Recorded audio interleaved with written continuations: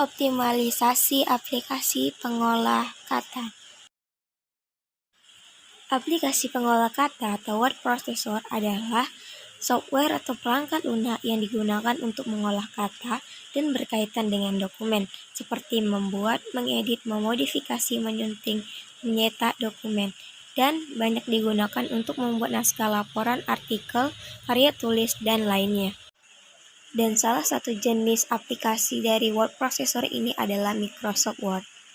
Nah, di sini kita akan membuat daftar isi secara otomatis pada makalah atau karya tulis dengan Microsoft Word. Nah,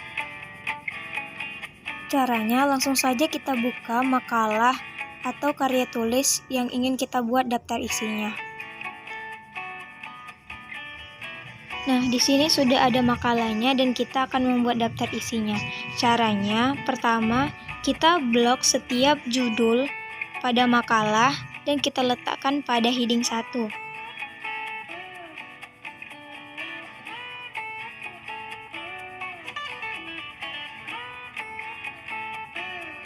Dan untuk subjudul, kita letakkan pada heading 2.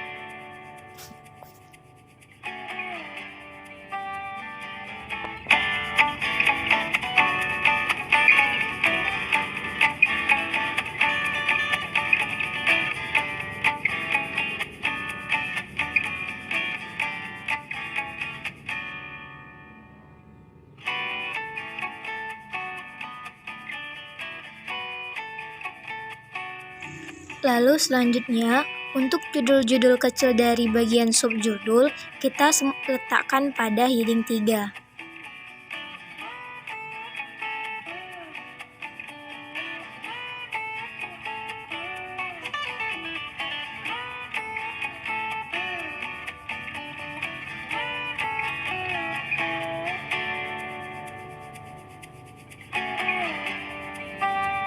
Nah, setelah kita letakkan pada headingnya masing-masing, kita kembali ke daftar isi. Setelah itu kita klik reference, baru kita klik table of content. Nah, setelah itu akan secara otomatis daftar isi terbuat.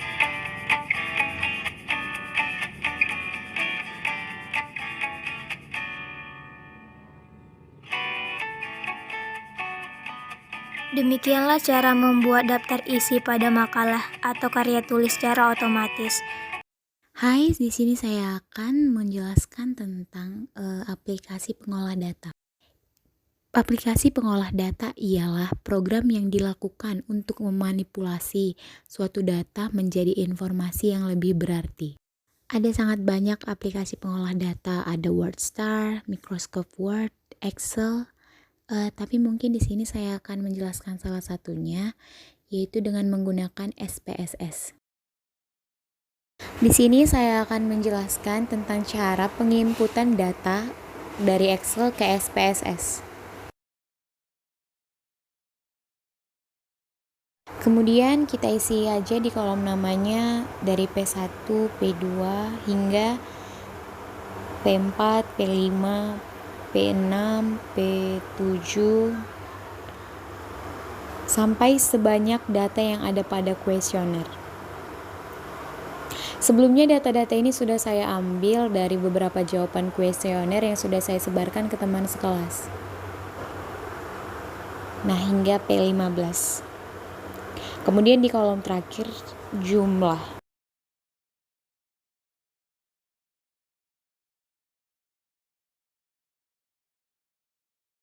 Nah, kemudian kita ke kolom desimal. Di kolom desimal kita ganti semua jumlahnya menjadi 0. Menjadi 0, ganti menjadi 0 sampai pada blok kolom ke 16.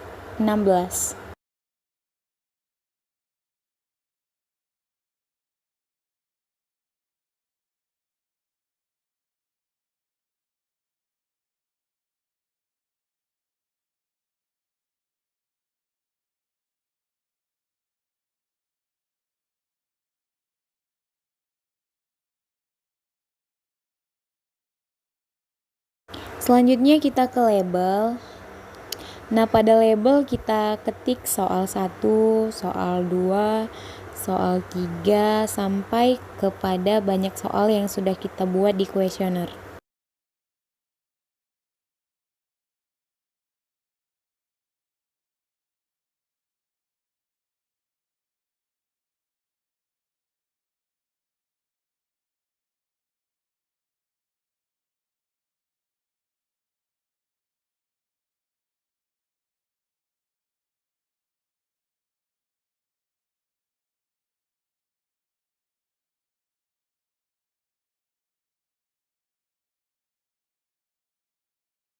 Nah, di barisan yang selurus dengan jumlah, nilai.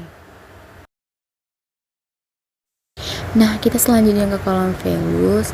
Nah, pada kolom values ini yang kita isi adalah poin-poin yang sudah kita terapkan pada kuesioner. Misalnya yang saya buat di dalam kuesioner, 0 itu poin dari salah, 5 poin dari soal yang bertaraf mudah,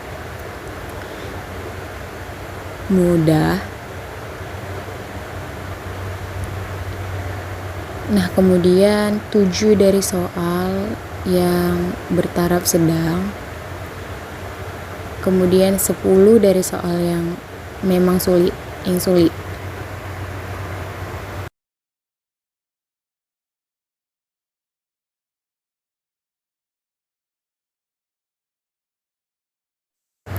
Nah, kemudian ini kita copy dulu.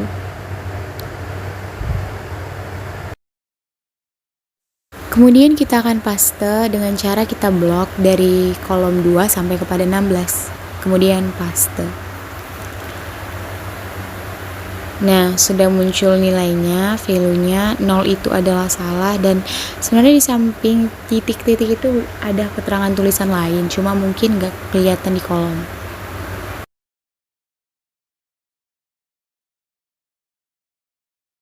Nah, sekarang kita masuk ke SPSS-nya.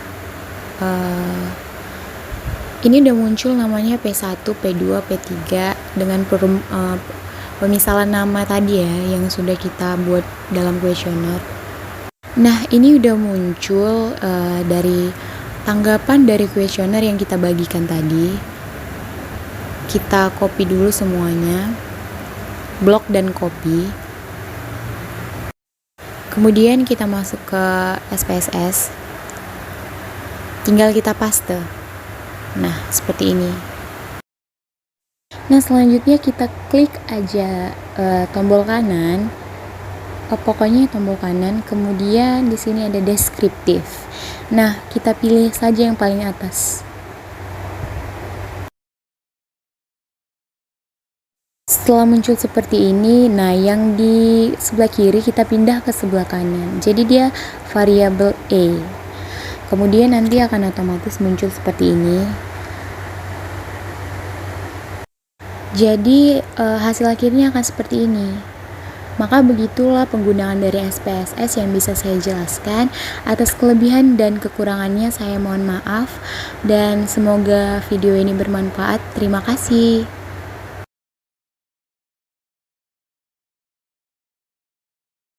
Halo semua, perkenalkan nama saya Jantri Syabtra Sembiring.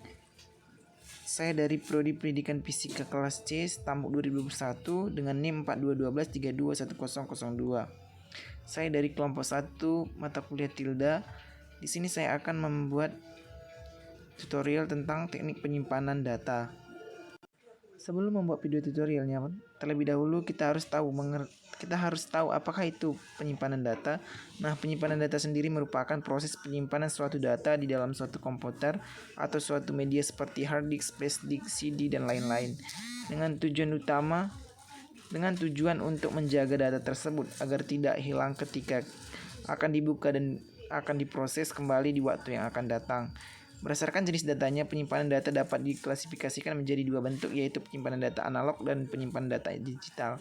Penyimpanan data analog itu sendiri yaitu penyimpanan data yang merupakan proses penyimpanan atau perekam suatu data analog atau analog recording. Terdapat beberapa media yang digunakan sebagai media penyimpanan data analog, diantaranya kaset, printer, magnetik, dan piringan hitam. Yang kedua yaitu penyimpanan data digital. Penyimpanan data digital merupakan proses penyimpanan suatu data dalam bentuk digital yang berupa kode digit atau angka. Terdapat beberapa media penyimpanan data digital, diantaranya hard disk, flash, dan lain-lain.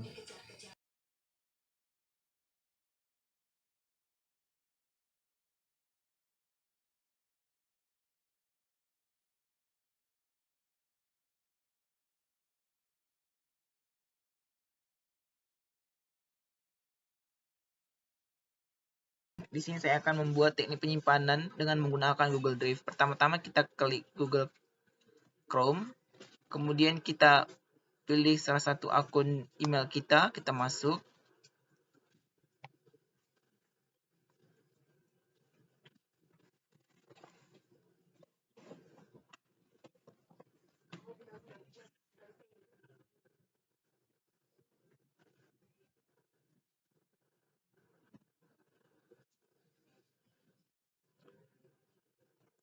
Nah, setelah selesai masuk dari email, tampilannya ada seperti ini.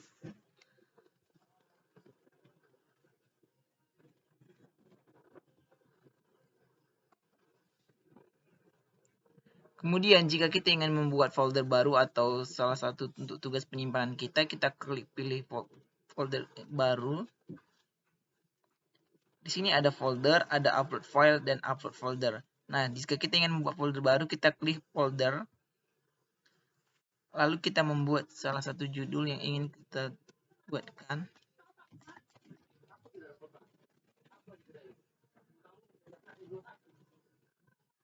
Nah, inilah tampilannya. Setelah itu, jika kita ingin menyimpan sebuah dokumen atau salah satu tugas kita di tempat folder yang telah kita buat, kita klik tugas folder yang baru tadi.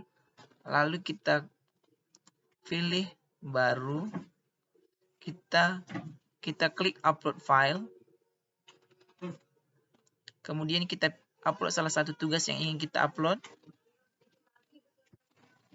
Lalu kita klik open. Nah, seperti tampilannya. Ini lagi memuat file yang ingin kita simpan.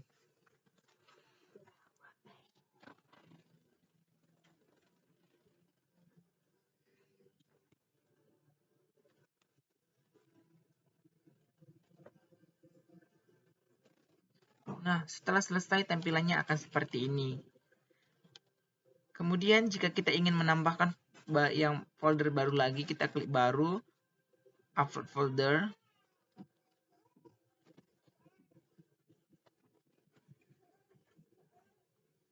Pilih file yang ingin kita simpan ke dalam folder baru yang kita buat.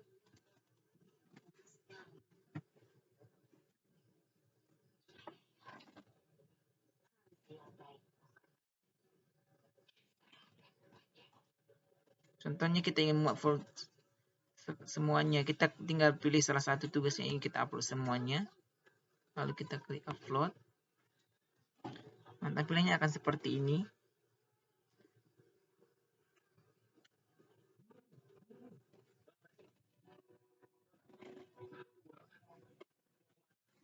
Nah, ini adalah semua tugas yang kita upload tadi. Kemudian kita klik pertinjauan.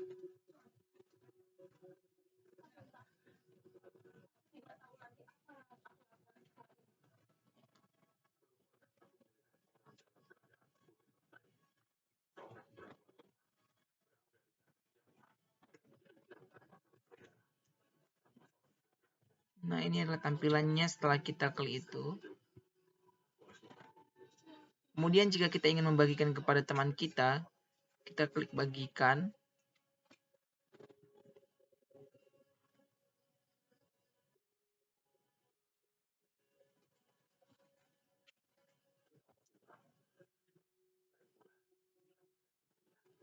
Sedang memuat.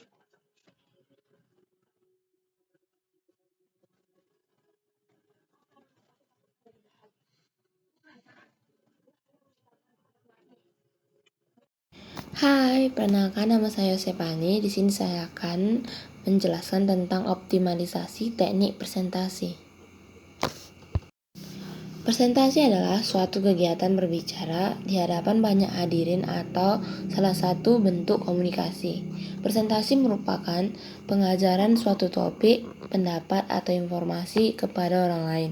Berbeda dengan pidato yang lebih sering dibawakan dalam sebuah acara resmi ataupun acara publik. Tetapi presentasi lebih sering dibawakan dalam acara seperti bisnis dan pelajaran ataupun pengajaran untuk kepada halayak banyak.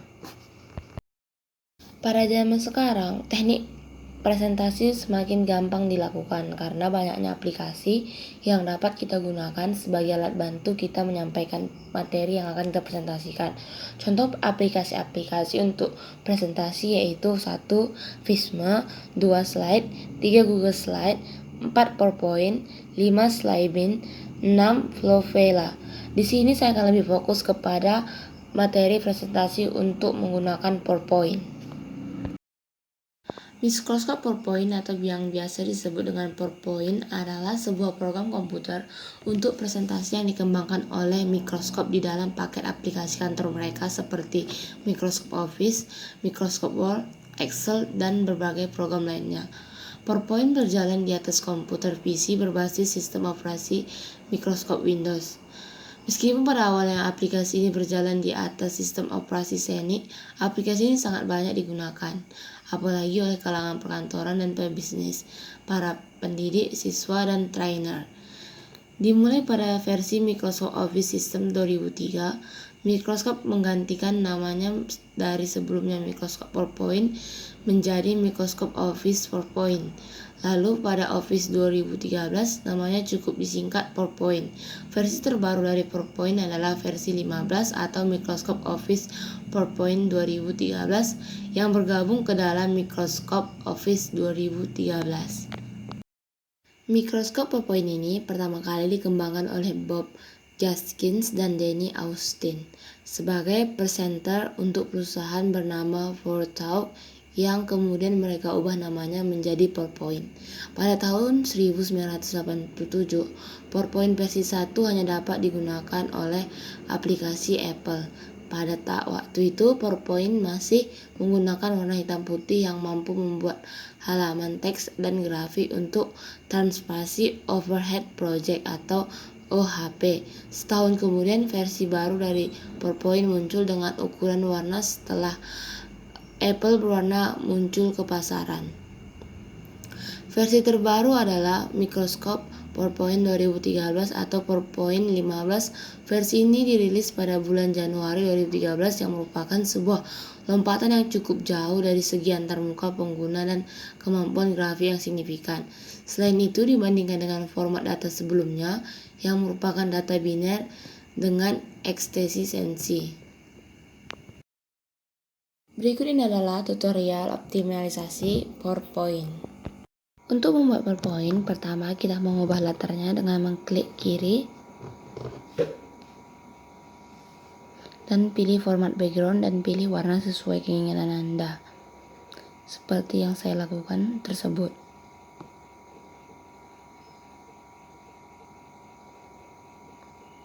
Setelah background telah terpilih, kita akan menulis di bawah. Tulis kata-kata yang Anda inginkan dan copy paste kata-kata tersebut ke dalam PowerPoint di atas.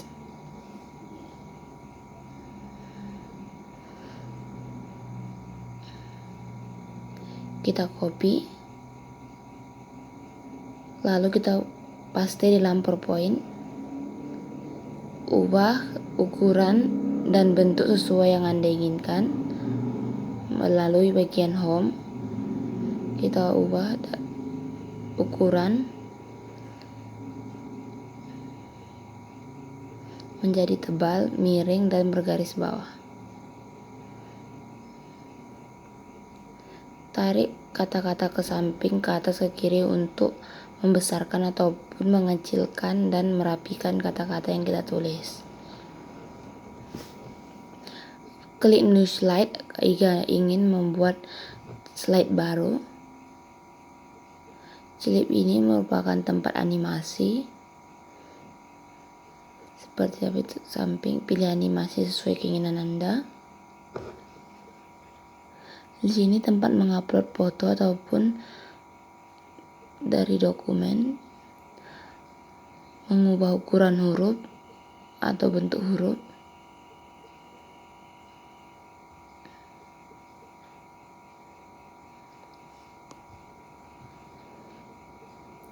animation ini tempat penggantian slide seperti pada layar. Pilih sesuai keinginan Anda bagaimana slide berikutnya dan slide selanjutnya berganti. Sini tempat untuk menslidekan bagian penuh.